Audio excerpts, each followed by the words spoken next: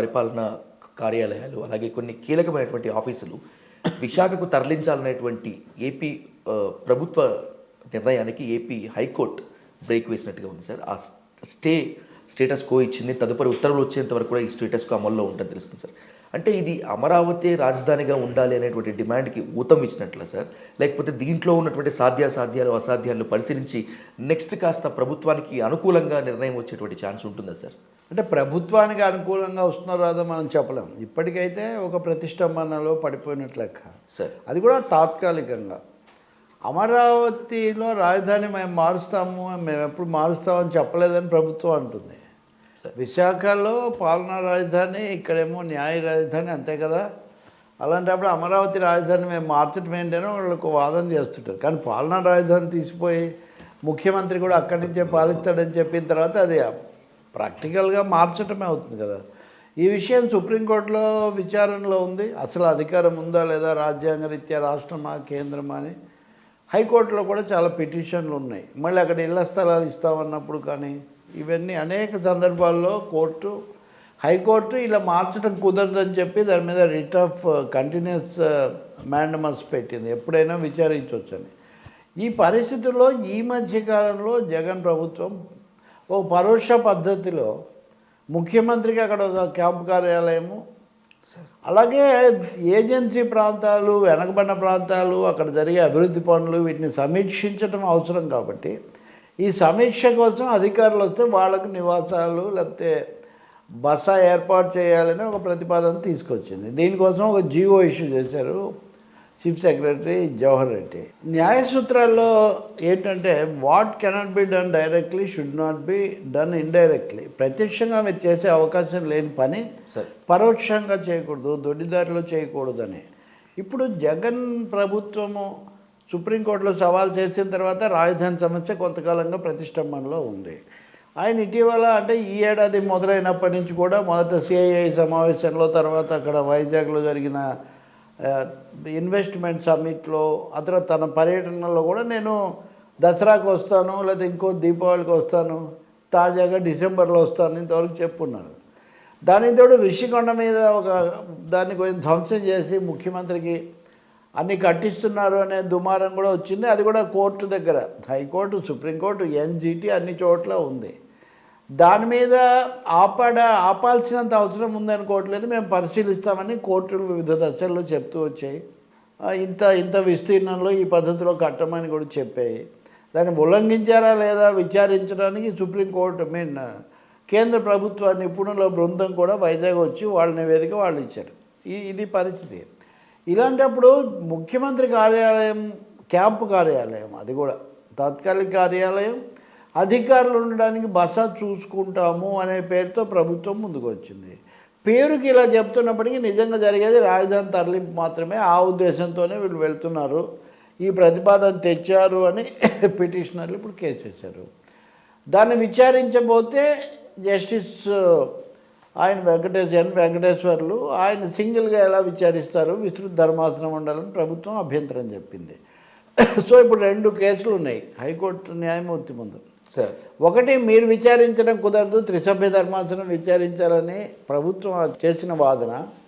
రెండోది, వెంటనే మీరు ఏదో ఒక తీర్పు ఇవ్వకపోతే అక్కడ అన్నీ తరలించిపోతున్నారు, దాంతో మీ తీర్పు అయిపోతుంది, గతంలో ఇచ్చిన తీర్పు అని పిటిషనర్లు చేసిన వాదన. ఇది ఏమవుతుంది చాలామంది ఆలోచించారు. ఏదేమైనా నేను విచారిస్తానని చెప్పాడు ఆ జడ్జి గారు. మీరు ఏమైనా అభ్యంతరాలు పెట్టుకొని నేనైతే విచారిస్తానని. ఆయన ఎందుకు అన్నారన్న తర్వాత అర్థమైంది. ఆయన ఏం చేశారంటే, ఓకే నేను ఒకరిని విచారించొద్దు అంటున్నారు కదా, నేను త్రిసభ్య ధర్మాసనానికి దీన్ని రెఫర్ చేస్తా. అయితే అప్పటి వరకు అంతలోపల మీరు తరలిస్తే తమ పిటిషన్ వృధా అవుతుందని వీళ్ళు అంటున్నారు కదా, వాళ్ళకు కూడా ఏదో ఒక ఉపశమనం, రిలీఫ్ నేను ఇవ్వాలి కదా. కాబట్టి త్రిసభ్య ధర్మాసనం దీన్ని తీసుకొని విచారణ చేసే వరకు స్టేటస్ కో విధిస్తాను. ఓకే సార్, మీరు కార్యాలయాల తరలింపు ఇట్లాంటి పనులు అప్పటి వరకు చేయకండి. అంటే ఇక్కడ హైకోర్టు ఇచ్చిన స్టేటస్ కో త్రిసభ్య ధర్మాసనం విచారణ చేపట్టే వరకు మాత్రమే. ఆ విస్తృత ధర్మాసనం ఏమని భావిస్తుంది? వాళ్ళు సింగిల్ జడ్జి ఇచ్చిన ఆదేశాలతో ఏకీభవించి వాటిని కొనసాగిస్తారా, లేక అదేం లేదు దీని అంతకిదే మీరు అంతకుముందు అనుమతి ఇచ్చున్నారు, అంతకుముందు జోక్యం చేసుకోవడానికి నిరాకరించింది విస్తృత ధర్మాసనం. మరి వాళ్ళు అదే పందా కొనసాగిస్తారో తెలియదు. వాళ్ళు కనుక కింద సింగిల్ జడ్జి ఇచ్చిన పద్ధతిలో వాళ్ళు కూడా మేము స్టేటస్కో ఇస్తున్నాం మీరు ఆపండి అని చెప్తే అప్పుడు ప్రభుత్వం ఆగిపోక తప్పదు. అలా కాకుండా మేము ఇంతకుముందే చెప్పాం కదా, మళ్ళీ మధ్యలో ఈ ఉత్తర్వులు ఎలా వచ్చాయి, మీరు నిబంధనలకు లోబడి చేసుకోండి అని వాళ్ళు చెప్తే అప్పుడు ప్రభుత్వం ముందుకెళ్ళే అవకాశం ఉంటుంది. ఇక్కడ రెండు అంశాలు ఏమంటే, ఒకటి సమయం ఎంతో ఎక్కువ లేదు, సమయం లేదు మిత్రమా అన్నట్టుగా ఫిబ్రవరిలో ఎన్నికలు అనే మాట వస్తుంది. రెండవది వివిధ దశల్లో ఉన్న ఈ కేసుల్లో ఎక్కడ ఏమి ఉత్తర్వులు వస్తాయో మనకు తెలియదు. అందుకనే ఇప్పుడు మనము పరిస్థితి ఏంటంటే చాలా మన మిశ్రమంగా ఉందని చెప్పాల్సి ఉంటుంది. Okay sir. ప్రభుత్వము సీఎంఓ పెట్టుకోకుండా క్యాంప్ ఆఫీస్ పెట్టుకోకుండా ఎవరు ఆపలేరు, కోర్టు కూడా ఆపదు. అలాగే మేము అక్కడి కార్యాలయాలు మేమేం బదలాయించట్లేదు, ఇక్కడ కేవలం మేము మకాం ఏర్పాటు చేస్తున్నాము తాత్కాలికంగా, ఇది పూర్తిగా మా మీద ఉన్న బాధ్యత గత విధానాల ప్రకారం అని వాళ్ళు వాదిస్తే దాన్ని కూడా హైకోర్టు ఏమీ నిషేధించలేకపోవచ్చు సార్. కానీ ఇక్కడి నుంచి కార్యాలయాలు తీసుకుపోతున్నారు, అధికారులు వెళ్ళి సమీక్ష చేయటం విచారించడం వేరు, కార్యాలయాలే తరలిపోవడం వేరు. Okay sir. ఇప్పుడు ఖచ్చితంగా ప్రతి అధికారి రాష్ట్రంలో అనేక జిల్లాలకు వెళ్తుంటారు, వెళ్ళినప్పుడు అనేకం చెప్తుంటారు ఉన్నతాధికారులు ముఖ్యంగా. కాబట్టి దీన్ని తాత్కాలికంగా మీరు బ్రేక్ అని మొదట అన్నట్టుగా ఒక బ్రేక్గా దీన్ని చూడవచ్చు. త్రిసభ్య ధర్మాసనం చెప్పేది ఎట్లా ఉంటుందో దానికోసం మనం నిరీక్షించవచ్చు. మూడోది ఏదేమైనా ప్రభుత్వం కనుక అదే పట్టుదలగా మేము వెళ్ళాల్సిందే మీరు ఏమన్నా సరే అనే వాళ్ళ వైఖరితో వాళ్ళు గట్టిగా ఉంటే వాళ్ళు సీఎం ముఖ్యమంత్రి వెళ్ళి అక్కడ కూర్చొని పనిచేసుకోవచ్చు. Okay sir. అధికారులు కూడా అక్కడ గెస్ట్ హౌస్లోకి వెళ్ళి ఆఫీసులు చూసుకోము, మీరు ఇక్కడ ఇల్లు కట్టుకోవడానికి వీల్లేదు, ఆఫీస్ పెట్టుకోవడానికి వీల్లేదని నేను అన్నాను, మీరు వచ్చి మా గెస్ట్ హౌస్లో ఉన్నారు, అక్కడి నుంచి మీరు పనిచేశారు, ఎవరు ఆపగలుగుతారు?